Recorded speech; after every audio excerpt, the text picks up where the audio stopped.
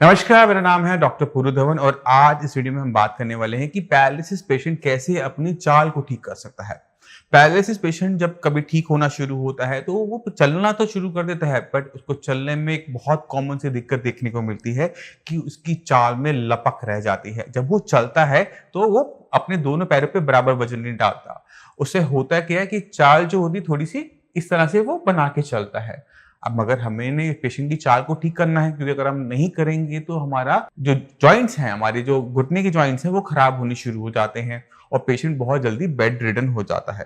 तो हमें अपनी चाल को ठीक करना होता है कि हम अपने दोनों पैरों पे बराबर वजन डालें। तो पहली एक्सरसाइज है यही कि आप खड़े होकर बिना किसी चीज का सहारा लिए अपने लेफ्ट और राइट पर वेट को शिफ्ट करते रहें। तो इसके लिए आपको पैर थोड़ा सा खोलना होता है और इस तरह से आप शिफ्टिंग को शुरू कीजिए कि आपको कॉन्फिडेंस है कि आपके दोनों पैर आपकी पूरी बॉडी के वजन को संभाल लेते हैं। तो जब भी आप दिन में खड़े होते हैं, थोड़ा इसे लेग्स को ओपन करके इस तरह की एक्सरसाइज बिना गिने कर सकते हैं। अब चलते हैं सबसे इंपॉर्टेंट एक्सरसाइज के ऊपर, जो कि एक पैरालिसिस पेशेंट को करनी चाहिए अपनी लेग में इंप्रूवमेंट लाने के लिए। वो है बैलेंसिंग एक्सरसाइज। तो जब हम बैलेंस की बात करते हैं तो आपके माइंड में क्या इमेज आती है?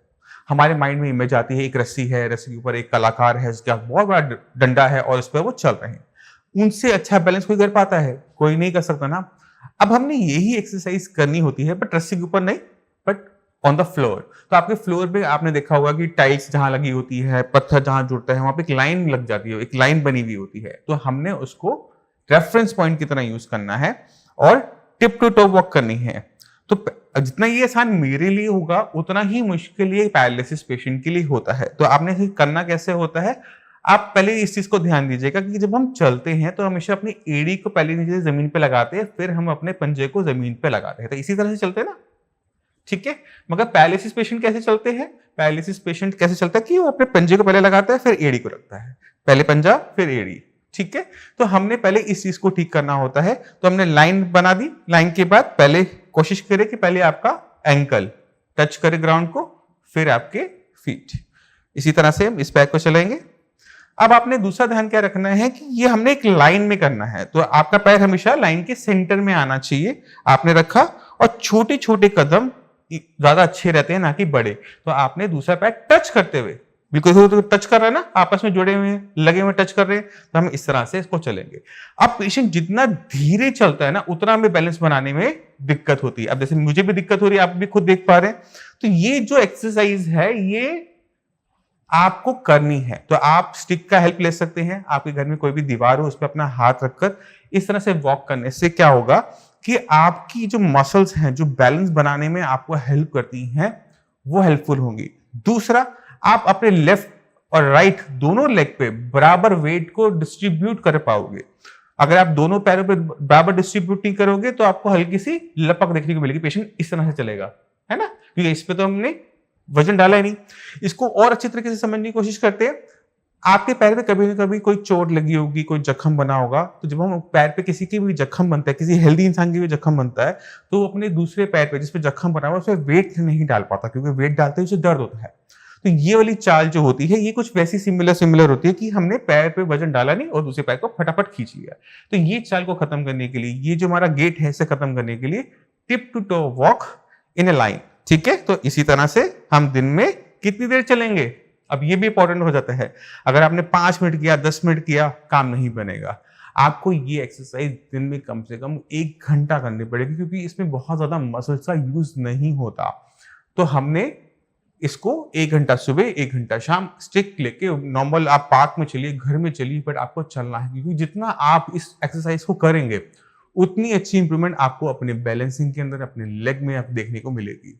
अब मैं चाहता हूं कि आप कुछ पैरालिसिस पेशेंट से मिले और देखिए कि किस तरह से जब हम ब्रेन पे काम करना शुरू करते हैं, जहां पे क्लॉट आया था, जहां पे नस फटी थी, जहां पे डैमेज हुआ था, जब हम पैरालिसिस की रूट कॉज पे काम करना शुरू करते हैं, सही ट्रीटमेंट लेते हैं, सही एक्सरसाइज करते हैं, सही से डाइट फॉलो करते हैं, तो किस तरह के चेंजेस हमें पैरालिसिस पेशेंट में देखने को मिलते हैं। नमस्कार, मेरा नाम है डॉक्टर पूरू धवन और आज मैं आपको मिलवाना चाहता हूँ एक पैरालिसिस पेशेंट जिनकी एज है 63 की एज के अंदर पैरालिसिस को हराना आसान काम नहीं होता। तो चलते हैं पेशेंट के पास और उनसे जानते हैं कि उन्होंने इसको कैसे सहा और कैसे इसको देखा।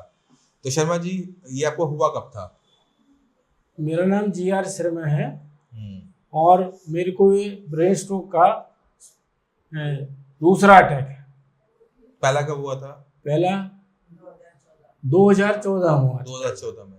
तब उससे रिकवर पूरे हो गए थे? उसके बाद पूरा रिकवर नहीं हो पाया, लेकिन ये 2019 आते आते मुझे दोबारा फिर अटैक हो गया ब्रेन स्ट्रोक का। और ये राइट साइड का हुआ, पहले भी राइट को हुआ था, अब दूसरी बार भी राइट दोबारा भी राइट का हुआ। ठीक है। तो मेरे को चलने फिरने में दिक्कत थी और डॉक्टर साहब की मैंने दवाई खाई। अभी तो 1 ही महीना हुआ है, 1 महीने में मेरे को बहुत इम्प्रूवमेंट है। तो ये जब आपको हुआ था तो आपने कहाँ से इलाज करवाया था? तब मुझे ये सेकेंड टाइम जब हुआ है? हाँ, पहले टाइम भी मैंने एस्कोट फोर्टिस में करवाया, इलाज कराया। डॉक्टर ने मुझे कहा भाई मेरे को एलोपैथी का जो इलाज करना था कर दिया, अब आप इसके बाद देसी ट्रीटमेंट कराओ। डॉक्टर ने बोला? आयुर्वेदिक, हाँ डॉक्टर ने बोला? हाँ, डॉक्टर ने कहा अच्छा कि आयुर्वेदिक का ट्रीटमेंट कराओ, उससे शायद आपको बहुत आराम मिलेगा। तो मैंने आयुर्वेद में भी इलाज कराया। अब सेकंड बार टाइम हुआ मुझे, तो मुझे डॉक्टर साहब जो संजीवनी, इनसे मुलाकात हुई। तो इन्होंने 1 महीना हो गया मुझे दवाई खाते खाते, जिससे मुझे बहुत आराम है। और मैं आज दोबारा से 1 महीने की दवाई फिर दोबारा लेने आया हूँ। तो इससे मेरे को लग रहा है कि मैं कंप्लीट ठीक हो जाऊंगा। शर्मा जी को जब पहली बार हुआ राइट साइड में हुआ, उसके बाद जब 2019 में हुआ तो एक ही जगह पे दोबारा स्ट्रोक पड़ने की वजह से, दोबारा से नुकसान होने की वजह से शर्मा जी को जो चलने में दिक्कत आने लगी थी कि चल नहीं पाते थे, पैर नहीं उठा पाते थे। तो जब हमने इनको मेडिसिन दी थी तो किसी वो हाथ पैर की रोकी नहीं थी, चल तो पैर नहीं रहा था। बट जब भी पैरालिसिस होता है तो इसका जो ट्रीटमेंट होता है वो ब्रेन से स्टार्ट होता है। अगर आपके ब्रेन का एक हिस्सा डैमेज हो गया है तो हमें वहीं पर ही रिपेयर अप करना पड़ता है। तो जो हमने आपके ब्रेन के साथ किया, हमने किया था न्यूरोप्लास्टिसिटी। न्यूरोप्लास्टिसिटी के अंदर हम क्या करते हैं कि हम ब्रेन को दोबारा से अपने अंदर विकास करने की क्षमता देते हैं। वो दिन याद करो जिस दिन आपको हुआ था, उस दिन आपका हाथ नहीं चल रहा था, पैर नहीं चल रहा था, मगर अगले 6 महीने के अंदर हाथ भी चलने लगा और पैर भी चलने लगा। ऐसा सारे पैरालिसिस पेशेंट के साथ होता है। दिक्कत पहले 6 महीने में नहीं आती, पहले 6 महीने में मैक्सिमम लोग अपने आप ठीक हो जाते हैं। दिक्कत आती है उसके बाद 6 महीने के बाद, कि जब ये न्यूरोप्लास्टिसिटी, जब दिमाग की विकास करने की क्षमता बंद हो जाती है।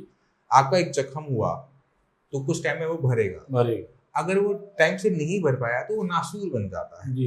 ऐसे ही कुछ आपके ब्रेन के साथ होता है। जब दिमाग में चोट लगी, पहले 6 महीने में भर गया, अब चलने लग गए, हाथ चलने लग गया, ठीक है, नहीं चलता ना, तो वहां पर दिक्कत हो जाती है। तो वहां पर हमें दोबारा से दिमाग के अंदर विकास करवाना पड़ता है।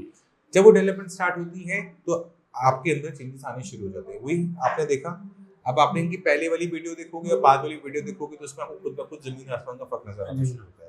ये इसलिए होता है कि जो हम सही तरीके से सही जगह पे काम करते हैं। तो जो बाकी जो पैरालिसिस पेशेंट है उन्हें कुछ कहना चाहोगे? बहुत जल्दी, मैं मानता हूँ बहुत जल्दी, कभी 1 महीना हुआ है, बट 1 महीने की इम्प्रूवमेंट देखिए, कुछ कहना चाहोगे उनको? नहीं, ऐसा है डॉक्टर साहब का इलाज 1 महीना होगा, मुझे इंजेक्शन भी दिए हैं और दवाइयाँ भी दी हैं। मुझे फीलिंग ये हो रही है कि मैं जल्दी रिकवरी आपकी और कर लूँगा और जल्दी से मैं ठीक भी हो जाऊँगा एकदम से। ठीक तो आप हो गए हो? एक बार चल के दिखाना इनको भी सबको।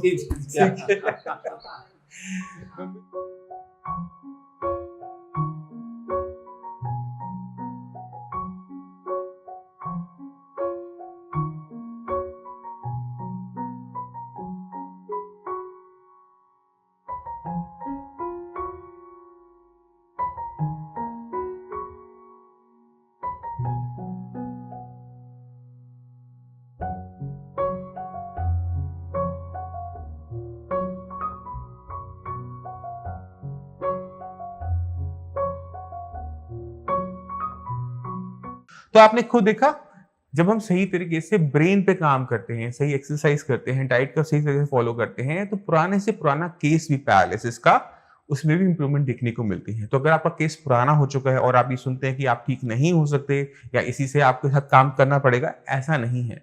जिस दिन आपने अपनी बॉडी पे काम करना शुरू कर दिया, अपने ब्रेन पे काम करना शुरू कर दिया, अपनी मसल्स पे काम करना शुरू कर दिया, वह आपके लिए काम करना शुरू कर देंगे। और यही हमें चाहिए होता है एक पैरालिसिस पेशेंट में। मैं उम्मीद करता हूँ इस वीडियो से आप काफी कुछ समझ गए कि किस तरह से आप बैलेंसिंग एक्सरसाइज कर अपने लेग में इंप्रूवमेंट लेकर आ सकते हो, कैसे अपनी चाल को सुधार सकते हो। अब इसी के साथ आप सभी से चलने की आज्ञा चाहूंगा। मिलते हैं अगली वीडियो में, तब तक के लिए नमस्कार।